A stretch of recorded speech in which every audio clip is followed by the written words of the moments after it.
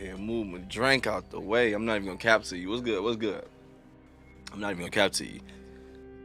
With this mug being called top 3 scariest true stories, because you know people love to throw that true word out there, and I'd be quick to call it cap. But this coming from Mr. Ballen, so I'm approaching it a little different. I'm like, bro, this might be. Nah, I'm gonna do like Chucky. My bad. Hold up. Let me get Chucky lit up real quick. Then we'll go ahead and get started. About to check out top 3 scariest true stories, spooky stories part 2 by the homie Mr. Ballen. I'm coming into this video real humble. I ain't playing no games today. Stop playing so much. Y'all play so damn much. Alright, but yo, want to check out the original video? Link will be in the description below. But let's go. I'm going to share 3 stories that scared me. But before we get into those stories, if you're a fan of the strange, dark, and mysterious delivered in story format, then you've come to the right channel because that's all we do, and we upload 3 or 4 times every week. So if that's of interest to you, please kidnap the like button, tie them up, and then forcibly brush their teeth and then make them drink orange juice afterwards. Also, please subscribe to our channel and turn on all notifications so you don't miss any of our weekly uploads. My bad. All right, let's get into today's stories.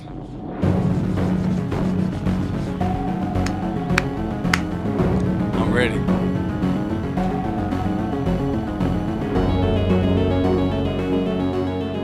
In 2010, Kayla was a senior at the University of California, Santa Barbara, a big party school. And one Friday evening, Kayla and her friends were at a big party, and Kayla was having a great time, but she was starting to feel really tired. And so she asked her friends if maybe they wanted to leave early, but none of them did. And so Kayla left on her own. Luckily, her house was just down the road, and so she was at her front door in a matter of... Hold up, didn't we just hear this story? Was this from Mr. Ballen or Mr. Nightmare? Hold up. That night, her 2 roommates, who were also college seniors, had decided to stay in and just have a nice night with a couple of friends having some wine. And so when Kayla walked inside, she happened to turn to the right, and she looked on the closest wall where there was a sofa, and she saw there was a guy laying there with a blanket up to his chin, and his eyes were wide open. She didn't recognize him, but he was staring at her, and she figured, oh, he must be a friend of her roommates. But as she walked across the room, she kind of glanced back at him. Bro, I'm not gonna cap. Even if I think you're afraid, if I don't know, they should have told me. If I walk into your crib, you like, yeah, Charlie, go back to the crib, boom, boom, boom, I go back, and somebody laying in the bed, oh, bro, off rip, I'm gonna find out who you are. I ain't gonna walk past assuming like, oh, that might be you. He might be smashing a girl.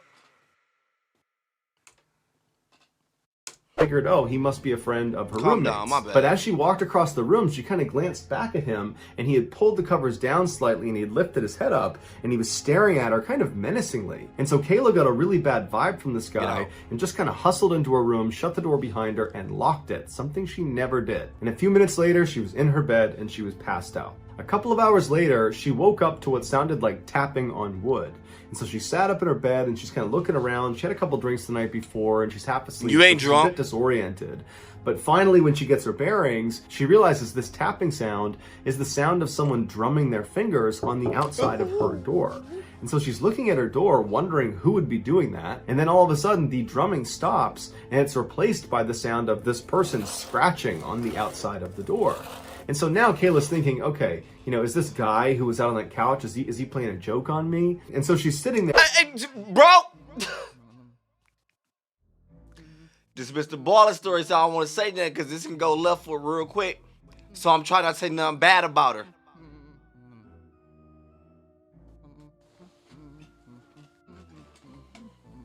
Let's on my camera in.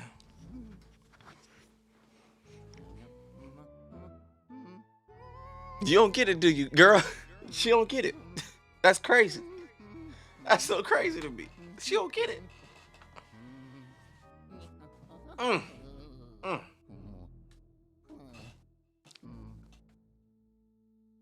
Man, it's like that episode of Martin when Method Man robbed. You probably don't know, my bad. Don't worry about that. You don't know about that. Okay, you know, is this guy who was out on that couch, is he playing a joke on me? And so she's sitting there wondering if she should just go over there and open the door and tell him to stop. But before she gets out of her bed, the scratching gets louder and louder and louder until it's so loud that it's kind of menacing. And so Kayla decides she's not going to go out there. And so instead, she pulls out her phone and she texts her roommate and says, hey, can you please come out in the living room and take care of your friend who's harassing me? But she doesn't get a response from that roommate, and the scratching is just still loud as ever. And so she texts her other roommate the same message, come out and take care of your buddy here. But again, she doesn't get a response. And now the scratching on the door has stopped, and it's been replaced by jiggling of her doorknob. And so now Kayla is just mad because this is obviously a prank, and it's a dumb prank. And so she yells out, hey, stop! But it doesn't do anything. And so now Kayla's like, okay, I gotta call my roommates, wake them up, they'll come out and they'll handle it. And so she calls one of her roommates, and they do pick up this time. And Kayla angrily tells them, hey, come out into the living room and tell your friend to knock it off. He's totally...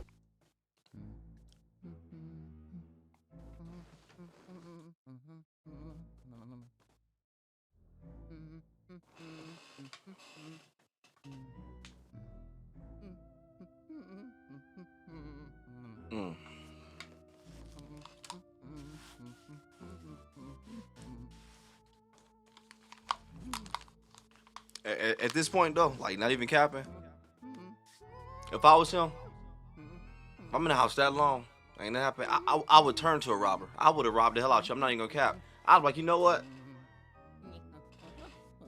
It ain't too many light bulbs in this house, if you know what I mean. So, I'm about to clean up. I'm not even gonna cap to you. I'm sorry. This is crazy to me.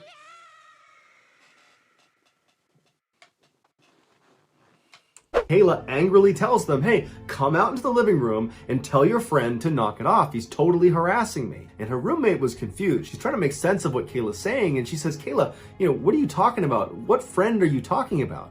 And Kayla says, the guy sleeping on the couch. The guy in our living room sleeping on the couch. Ain't no need to go to the couch. And her roommate said, Kayla, we didn't have anybody over last night. Is somebody out there? You need to call the police. Kayla's adrenaline surged, and she very calmly told her roommate, lock your door immediately. And right then she noticed the jiggling of her doorknob and the scratching, and it all stopped. And Kayla's wondering, where did this guy go? And then after a couple of seconds, she heard extremely loud banging coming from across the house where her two roommates shared a room. I know she's scared. And it was the sound of this guy trying to smash down their door. And so Kayla's screaming, her roommates are screaming. Kayla manages to dial up 911, and before long there are sirens outside, and Kayla hears the sound of this guy run across the house, and she hears the sliding door open and shut. The police come inside, they search the property, and there's no sign of this guy, and so Kayla and the roommates come outside. They talk to the police, and the police bring them over to their side door, and they show them on the outside there was all sorts of scratch marks all over the doorknob and right around the latch. And they said it looks like he was able to jimmy his way into your house through this door.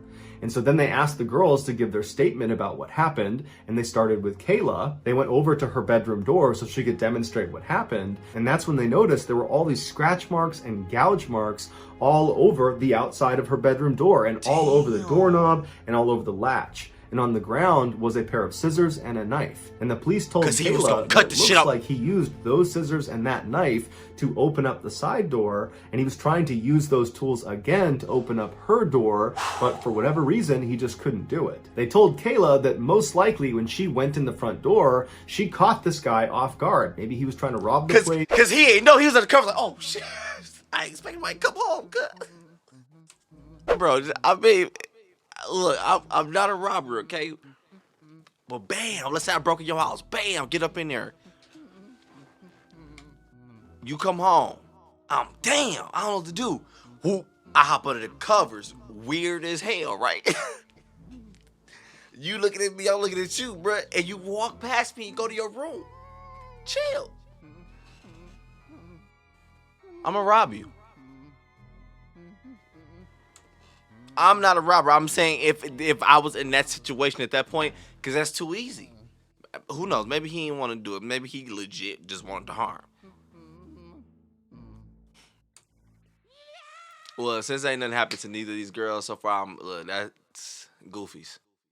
Was a pair of scissors and a knife. And the police told Kayla that it looks like he used those scissors and that knife to open up the side door, and he was trying to use those tools again to open up her door, but for whatever reason, he just couldn't do it. They told Kayla that most likely when she went in the front door, she caught this guy off guard. Maybe he was trying to rob the place, maybe he had just broken in, but either way, Kayla got in and ruined his plans. And so he leapt onto that sofa, the one against that inner wall, He was like, to kind of tuck himself away in hopes that maybe Kayla wouldn't look over and see him. And they told her that most likely when she made eye contact with him, she became a witness and therefore a target of I see opportunity. you. And had she not locked her door, who knows what would have He happened. would have killed you.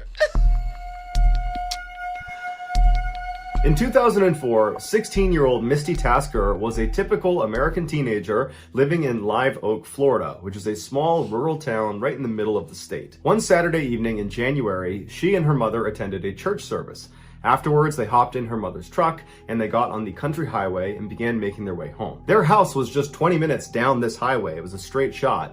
And this highway was pretty desolate. There were no street lights. It was actually a dirt road despite being a highway. And it was just thick forest on both sides of the road the entire way. There were no buildings or houses between the church and their neighborhood. Misty's mother was already a very anxious driver who would keep both hands on the wheel. She would sit up and kind of hunch over the wheel and keep her eyes intently focused on the road. Ain't nothing wrong with that. At night, her driving anxiety would shoot through the roof because she had really bad eyesight. And so she would go to great lengths to not drive at night to avoid that high level of anxiety. But the church service they had just come from had run a little bit long, and so now Misty's mother is driving with the sun starting to set, and she's going as fast as she can to try to get home before it gets too dark. And so as they're bombing down this road at about 55 miles an hour, despite it being about a 40-mile-per-hour zone, Misty, who's in the passenger seat, just happens to look over at her mother for no particular reason. And as she's looking at her, she notices out her mother's window, it looks like there's a little girl sitting on the side of the road. What's a child doing out here in the middle of nowhere? She says to her mom, I think I just saw a little girl. And Misty's mother, who's high up on the wheel, she did not hear Misty the first time. This nigga came on my computer. I swear he just climbed up my shit. Tell me he ain't get close.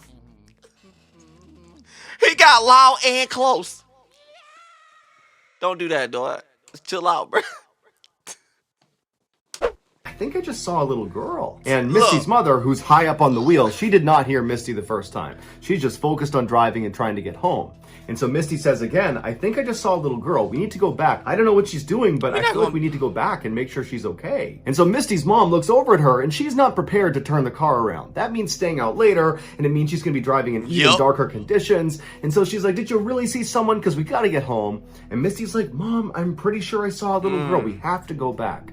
And so finally, Misty's mother, she's very annoyed, but she stops the car, she does a three-point turn, and she begins driving back up the road where they came from towards this girl. Now, they had only made it about a half mile from where Misty believed she had seen this girl. And so pretty quickly, they slowed down because Misty said, I think she's in this area, and they both began scanning the right side of the road because that's where she's going to be now that they've turned around. Now, it was starting to get very dark outside, but there was enough light, and they had headlights. They were pretty confident they'd be able to spot this girl. And so as they're slow rolling down the road, they both see this girl a little ways up on the right-hand side. Her back was to the road. She had her knees tucked up to her chest, and she was rocking back and forth. Misty's mother made a comment that it was a little bit surprising that this girl was out here. I mean, there's really dang, man, because you don't know what to do, because I will feel so bad if I leave a little girl.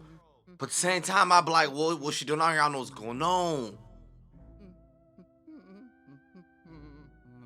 I call the boys for you, but I'm gonna stay right here and watch you. Don't move, but you can't get up in the whip. You can't get up in the Hellcat. It's a scat, but still, you got shit on tear for a little bit, cuz. But dog, serious, man, that sucked because I wouldn't know what to do in that situation. I really wouldn't. The fact that that's a kid, boy, if I kept going, boy, I would eat myself alive. It's, Damn.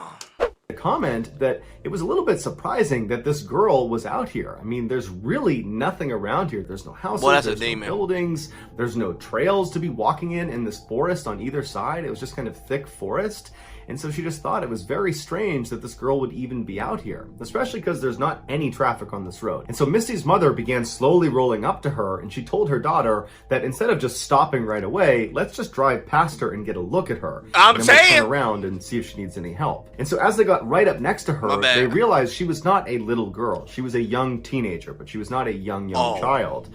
And as they drove right past her, they would expect her to turn around and acknowledge the car creeping up on her, considering there's no other traffic in the area and you're just some person sitting on the side of the road. You should definitely turn around and see what's behind you. But the girl did not acknowledge them. She just continued to have her knees up to her chest and rocked back and forth. And so Misty and her mother are a little bit freaked out by this, but they drive past her about 50 meters. Misty's mother does a 3-point turn, and when they're looking back down the road where the girl should now be on their left-hand side, they're oriented back towards their house now. She wasn't there anymore. Oh no! But there were no street. At this point, I'm sorry. I don't care. I'm gonna get out of Dodge. You ain't responding to me here, meaning you probably don't even really want no help. I don't know what you're doing out there. I call the cops. I call them for you. But I'm gone. I'm out of there. And mom sound low-key smart. She trying to get up out of there. But stop playing with me. We gotta go back to the first story. I thought I was gonna get off easy this video. I thought I was gonna get off easy. The first story, I was like, I can do that. He was just gonna rob you. This shit. Side, they're oriented back towards their house now. She wasn't there anymore. But there were no streetlights. It was now almost completely pitch dark outside, and so all they had was the headlights. And so Misty told her mom, drive up a little ways. Maybe the girl stood up and moved, and we just can't see her because she's not in the headlights. Sit your ass and down. so Misty's mom began driving down the road and kind of turning slightly towards the left to shine the light more to the left. But there was no sign of this girl. For good measure, they turned right slightly to shine the lights more to the right-hand side of the road, but there was no sign of this girl. So go! And so Misty and her mother just slow rolled back down the road, kind of keeping their eye out on both sides. But after traveling for several minutes, going about 5-10 miles an hour, and seeing no sign of this girl, they decided that, well, she must have just gone back into the woods and gone back to wherever it was she came from. And so Misty's mom began picking up speed, and before long they had gone maybe 2 or 3 miles away from where they had seen this girl, and they were coming up to this 4-way intersection with stop signs all around. And as they were getting close, Misty's mother gasped, because on the other side of the intersection, on the right-hand side, was this girl sitting on the side of the road. She's got her back to the road, her knees are up, and she's rocking back and forth. And so Misty's mother pulls up the stop sign and then just sits there. And both women are just stunned at what they're looking at. They had just seen her. Oh, they said her daughter. I don't know. Because at that point, there's no way for you to be up there. Meaning now it's none of my business. I'd draw the Hellcat right around your ass because I'm gone. You tripping. It's too cold to be sitting outside. I'm out of there. I guess to go. This little girl keep following me. And then just sits there. And both women are just stunned at what they're looking at. They had just seen her 2-3 miles back down the road. It wasn't possible for her to get all the way up here. Exactly. And so Misty's mother looks at her daughter and says, do you think it's a different girl? Don't matter. And Misty's like, no, that's the same girl. And so they just sat there for a minute until Misty started to panic. And she said to her mom, Mom, don't stop. I got a bad feeling about this girl. You're just now getting that feeling? But you can't stop next to this girl. But Misty's mom, she was definitely weirded out by this situation, no doubt. But she didn't feel good about abandoning this girl in the middle of the night on the side of the highway. And so even though she felt a little bit hesitant herself, she told Misty, we have to at least drive past her and ask if she's okay. That's the least we can do. And Misty was not having it. She said, Mom, do not stop. I got a bad feeling about this. Don't stop near this girl. But Misty's mom let up off the brake and began slow rolling past this intersection. And now at this point, Misty is just absolutely terrified. And so she takes her seatbelt off and she goes down into the footwell right in front of her seat. And she closes her eyes and covers her ears, and she just continues to beg her mother to just please keep going. Don't stop. But her mother just continues on until she stops right. Fucking hard-headed. You don't see your kid. My bad, calm down. You don't see your kid panicking? If I see my kid panicking like that, I'm not going to put him in that situation anymore. Think about it. Let's put 2 and 2 together. If I see you on feet 3 miles back, sitting on your knees rocking, I'm 3 miles ahead, you on feet. You ain't Bugs Bunny. There's no way you got there that fast. Let's think about it. Off rip right there, I'm like, whoa, no, that's a red flag right there. And you're in that same position, sitting down. At that point, you faster than my car, so I don't need to stop. Come on now. Come on, mama. Let's put two and two together. Come on now. Boy. Please keep going, don't stop. But her mother just continues on until she stops right next to this girl who's still just sitting on the side of the road with her back to the road. She's got her knees up, she's rocking back and forth. She's not acknowledging Misty or her mother. And so Misty's mother turns to her daughter and says, please roll down your window. And Misty refuses. She's still down in the footwell, still in the fetal position. She's crying and she's still begging her mother to please just go home. And so Misty's mother, frustrated, reaches across the passenger seat and grabs the knob to roll down the window manually. So she rolls the window down, and Misty, who's down in the footwell, all she remembers is sitting there covering up her ears, and she's crying, and she opens her eyes and she's looking up towards her mom, who's reaching over the seat, and her mom yells out to this girl. And Misty remembers looking at her mom, who suddenly recoils in horror and screams, and then they take off like crazy, flying down the road. Misty jumps out of the footwell, and she's looking at her mom, and she's like, what's happening? What just happened? What did you see? And her mom's got her hand over her mouth, and she's speeding down the road, and she's crying now, and she's looking at Misty, and she just doesn't have the words to describe what she just saw. And so Misty's asking her mom, what did you see? What happened? And finally, her mother just said, she didn't have a face. She didn't have a face. It was hollow. There was nothing on her face when she looked at me. And so Misty screams and she's crying and her mom is crying and they speed home. They're home just a couple of minutes later and they run inside, practically falling over each other to get in the house. And as soon as they get inside, Misty's mom calls 911 and she didn't even know how to describe what she just saw. And y'all made eye contact. Not, wow, I'm sorry. Not literally, but I'm sorry. Y'all made contact, so it's on you. It's not gonna forget you or your daughter. Congratulations, you played yourself. Why? Start this up. Don't. I hit rewind. My bad. I do not want to see that. Misty's mom calls 911 and she didn't even know how to describe what she just saw. But she knew it was too embarrassing to try to describe it as some girl without a face sitting by the highway. And so she just told the police that they had seen a girl they think needs help. And so the police, they went out and they searched that entire stretch of highway. They looked for any sign of anybody out there, but there wasn't. There was never any trace of that girl. Bells Canyon.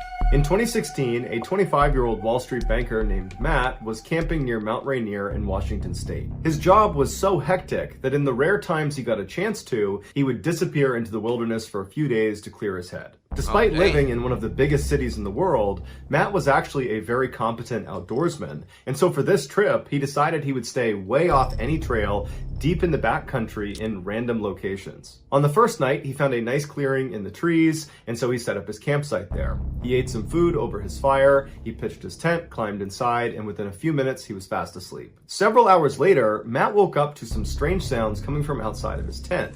It sounded like a couple of animals or maybe one animal moving around right outside. And so after a while of just hearing this constant sound, he rolled over and he barely unzipped his tent flap just to look out and see if he could see whatever animal it was. And what he saw shocked him. There was a man sitting in front of his fire pit. There was no fire in his fire pit. And the guy was just sitting there with his hands on his knees, looking straight down. And periodically he would just kick his feet in the ashes of the fire pit. And Matt didn't even know what to do. So he's just looking at him through this little tiny gap in his tent. You better and get this up. Man all of a sudden looks up directly at Matt and makes eye contact with him. And the guy's eyes go wide and he stands up, turns around, and runs away from Matt's campsite. And you don't know where yet because it's dark. All I know is I'm out the tent and I'm running in the opposite way. I'm out of there.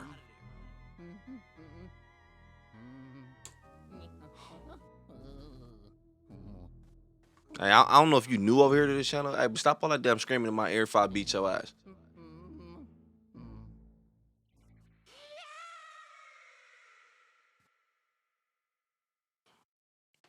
guy's eyes go wide, and he stands up, turns around, and runs away from Matt's campsite. Matt has no idea how to react to this, and so he just quickly unzips his tent, jumps outside, and shines his light into the forest looking for this guy. He's thinking to himself, who is this guy? I am in the middle of nowhere in the backcountry of Washington State. How long was he sitting outside there for? What does he want? And so as Matt is trying to make sense of this totally weird thing, he's thinking, okay, I'm going to look out and I'm going to see his flashlight somewhere, or I'm going to see his campsite. You know, maybe he's set up nearby, and he's looking around into the total darkness. He's looking through all the trees. Any light source anywhere out there he would see. And there's not one. There's no fire. There's no flashlight.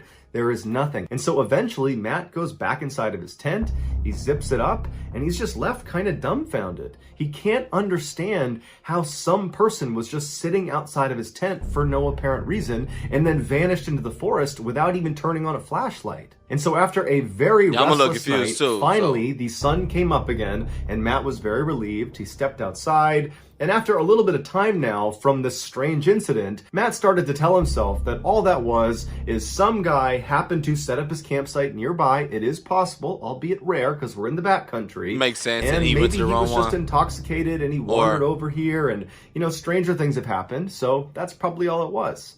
And so Matt felt like there was nothing to worry about. He packed up his campsite and he began hiking into the forest. Matt didn't have a planned route. Instead, he had a map and a compass, and he began just kind of wandering in the forest, kind of exploring wherever he wanted to go. And over the next 2 days, he covered at least 10, maybe 15 miles in kind of random zigzag directions. He found a nice clearing and he set up another campsite. That night, he set up a fire and he was eating some food near his fire. And then as he's sitting there, he hears rustling coming from behind him. He's pretty sure it's an animal, so he turns around and he doesn't see anything, and he goes back to eating his food. And then a little while later, he hears some more rustling behind him, and this time he can't really just write it off. Clearly there is something behind him that's moving around. And so he stood up, turned around, and remained motionless and just listened, expecting to see maybe a deer come out of the woods. But instead, he hears a man's voice come out of the darkness that says, "Do you know how to get to Bell's Canyon?" And Matt's heart starts racing. He knows that even though he can't see him, it has to be the same guy he saw 2 days ago, because they are in the middle of nowhere. He hasn't seen any other hikers or campers or anyone, and clearly this guy has the ability to sneak up on him. And so he's thinking, what does this... Exactly. And if you, how can you creep up on me in the woods, bro? Every step is gonna make a sound. Every step.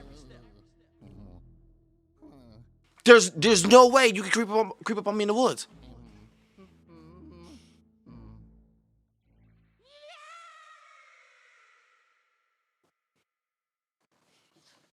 And clearly this guy has the ability to sneak up on him. And so he's thinking, what does this guy want? I just spent the past 2 days hiking in random directions for 15 miles, and he must have followed me. And so Matt, not knowing what else to do, just says, I don't know where Bell's Canyon is.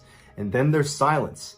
And Matt, one part of him is thinking, I hope this guy does not come into the light. I hope he just goes away. The other part of him is thinking, well, you know, maybe this is a different person that is lost, and they're looking for this place called Bell's Canyon, and they'll come into the light. It'll be a big relief. I'll send them on their merry way, and everything will be fine. But as Matt is having this wishful thinking, the voice from the shadows does not come any closer, but instead asks the same question a bit more forcefully this time. Do you know how to get to Bell's Canyon? This time, Matt did not respond. Now he was scared. This is not some friendly hiker looking for directions. There's something wrong. And so Matt, knowing he's all alone out here, he knew he had to do something to try to take control of this situation. And so he took a deep breath, he reached down and grabbed his flashlight, and in one swift motion, he... I thought about to say he grabbed a strap or something.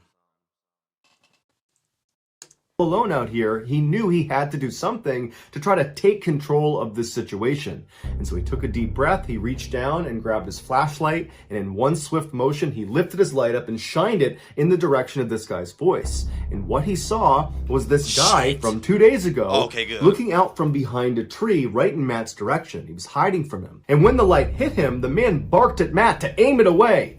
And Matt kind of instinctively lowered his light, but now he was too scared to raise it again, and now he knows it's the same guy. Man, this guy has been following me for 2 days. And so for several minutes, Matt just stood there absolutely terrified, and this guy, he just stayed out there. Matt didn't hear him move. It was just a complete standstill. And then the silence was broken yet again by this voice, Same except question. somehow he had moved even closer to Matt. And when he came through asking the same question, Do you know how to get to Bell's Canyon? his voice was so close to Matt that Matt got scared and raised his light up, and the man was standing just a few feet away from him. And this time, the man's eyes got wide like they did the first time they saw Matt, and he turned around and he ran into the forest again. the Matt, light not on his knowing ass. any better, just began running after might- him, but he only ran... Matt, sit your... Calm down.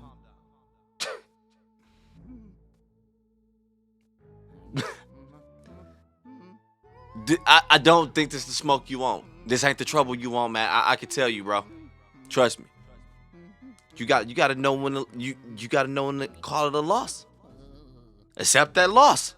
That ain't the war you want.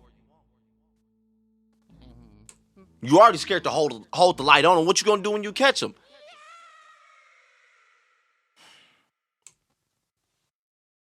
just a few feet away from him. And this time, the man's eyes got wide like they did the first time they saw Matt, and he turned around and he ran into the forest again. Matt, not knowing any better, just began running after him, but he only ran for about 30 seconds before he realized the terrain out here is so rough. He's gonna fall, get hurt, he's gonna get lost, and this guy's already long gone. He somehow managed to run immediately so far away, and so Matt just goes back to his campsite, and he's thinking to himself, what do? I have no cell phone service. I'm at least 3 days away from my car, and I'm in the middle of nowhere. No one even knows where I am because I didn't chart a course. I didn't tell I thought you were about to say 3 hours, cuz I'm 3 days away from my car. And I'm in the middle of nowhere. No one even knows where I am because I didn't chart a course. I didn't tell anyone where I was going to be. And so Matt just grabbed his knife and stood in the middle of the campsite. And for hours and hours, he just kept looking around, expecting this guy to just show up again or start speaking to him from somewhere out in the darkness. It was absolutely horrifying. Finally, by about 3 in the morning, Matt was so tired that he had to go to sleep. He hadn't heard this guy again. He didn't see him again. And he figured, I need a little bit of sleep because tomorrow he's going to pack up his campsite and begin this epic journey back to his car. And so he climbed in his tent and he had a very restless next couple of hours. And when the sun came up, Matt jumped out of his tent, packed up his stuff, and began practically running in the direction of his car. All day, as he was hiking, Matt kept looking over his shoulder, expecting to see this guy, because clearly he had followed him for multiple days, over 15 miles, and so the likelihood that he's still following him was really high. And so all day, Matt just felt like he was being watched, he was totally terrified, and then the sun started to go down, and Matt knew he would have to camp out again. Yeah, he had to take that tip because, like he said, he was 3 days away. So he was gonna need to camp another night. Hey, this shit is so creepy, dog. I got a feeling, whatever this thing is, it's gonna let him get all the way to the end, make him think he made it. Then bam. Totally terrified, and then the sun started to go down, and Matt knew he would have to camp out again. And so he found a clearing in the trees, he set up his campsite, and he was so tired from running basically all day and being so mentally exhausted from this experience that he just got in his tent and fell asleep very quickly. But several hours later, he woke up to the sound of somebody walking around his tent, and he knew it had to be this guy. He's still in the middle of nowhere. He's not even close to the parking lot yet. And so this guy is still following him. This is too creepy, so dog. Matt sat up in his tent, he clutched his knife, and for hours and hours and hours, all night, this guy just walked around his campsite. And then around 4 or 5 in the morning, he scampered off. When the sun finally came up, Matt leapt out of his tent, packed up his stuff. Bro, this I am so creeped out. I am hearing shit. Bro, this is crazy. It felt like one of the situations where they don't even kill you, they just drive you so crazy to the point where you just damn near drive yourself crazy till you die. That's what it feel like.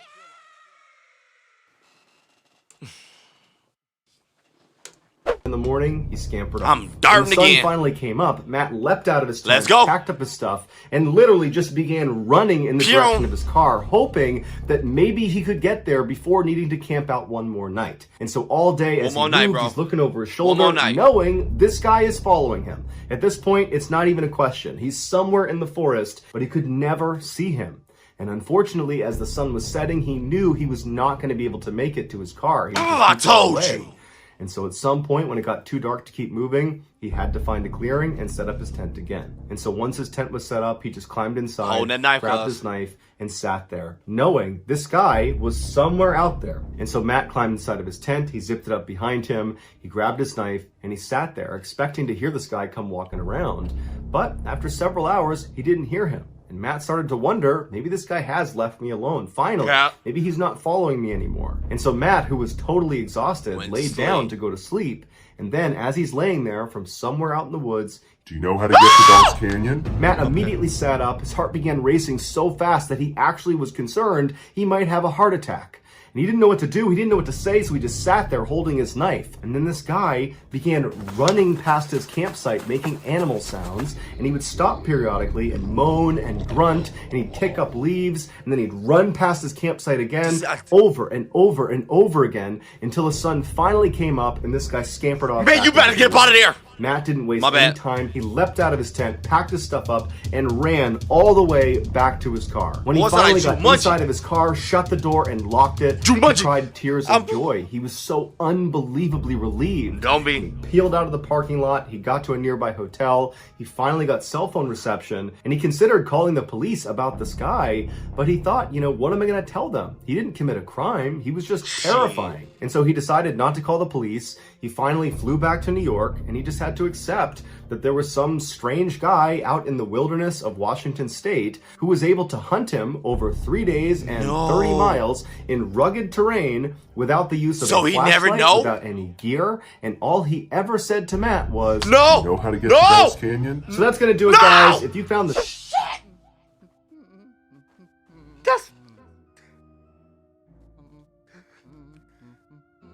I thought it was gonna end like a tale or something. Now I know what that is, and I don't want to know. I'm gonna wake up at like 3 in the morning, have to piss, watch, and the first thing my mind gonna tell myself is, do you know how to get? I'm not about to say it. I guarantee you. I guarantee you. That's the first thing my mind gonna say when I wake up to use the restroom. Watch. I guarantee you. Damn. Should have turned that off.